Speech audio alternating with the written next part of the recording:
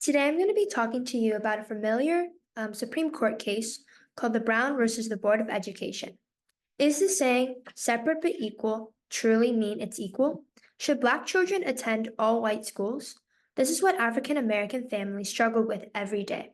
They wondered why their children had to attend schools that were severely different from all white schools.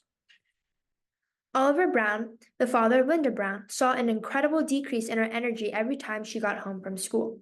She would come home very late and be exhausted. He then noticed how long she would be at school.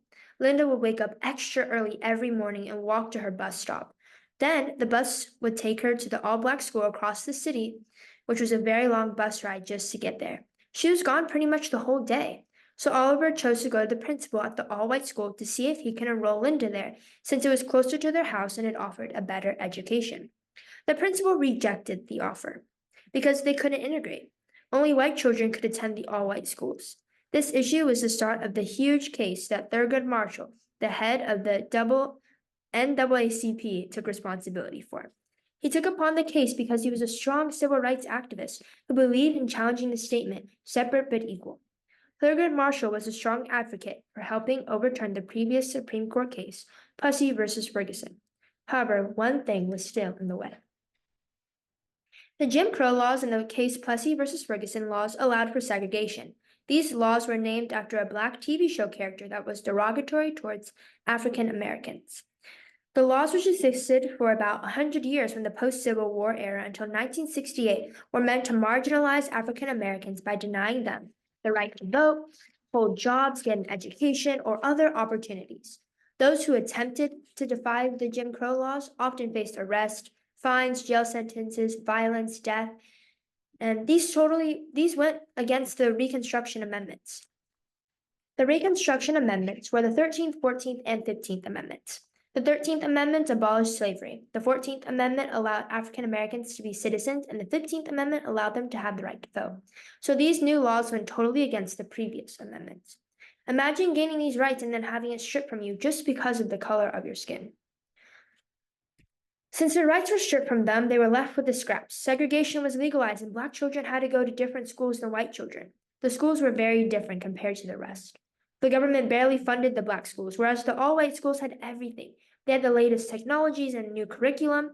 The government said that the schools were equal, but in reality, they weren't. The Black schools had the oldest facilities, while the all-white schools had the new ones.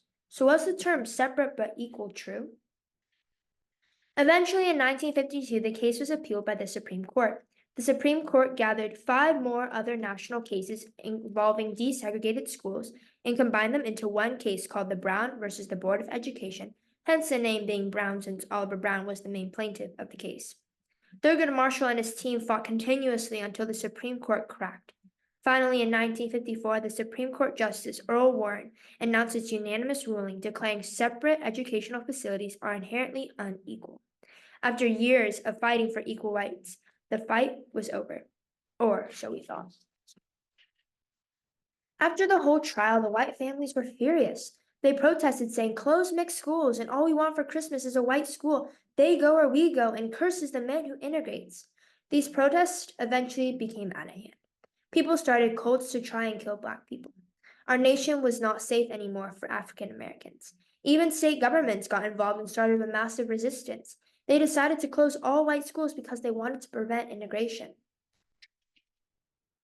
Since this was a huge stepping stone for striving for equality, it was truly worth it. Black children were granted a better education, and segregation was finally over in public schools. Today, when learning about this case, many people try to victimize Black people and villainize white people. This idea is wrong. No one is the victim or the villain. No one tends to look through the lenses of what the white families thought or were going through. They've grown up with being taught that Black people were slaves and weren't seen as human beings. But now seeing them gain the same rights as them must have been very confusing. They were taught things that were unethical, which made them lash out unethically. However, that doesn't make them bad people. God created everyone in his image.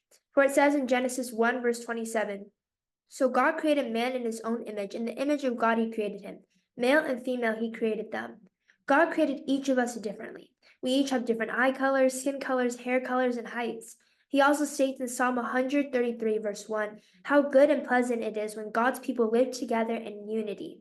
God never created one superior race. We all have different races. Not one is better than the other.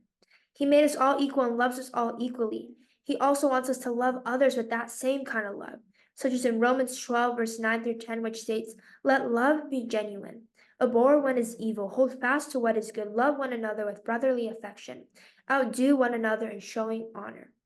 So, in the end, the purpose of this case wasn't to bring shame upon another race or to victimize another, but to show how strong one voice can truly be. If Oliver Brown didn't stand up for what he believed in, who knows where we would be now? Mr. Brown's courage helped light the path for other families to share their thoughts. The goal was to prove the phrase separate but equal was truly not equal, and that one voice can help light the path for many.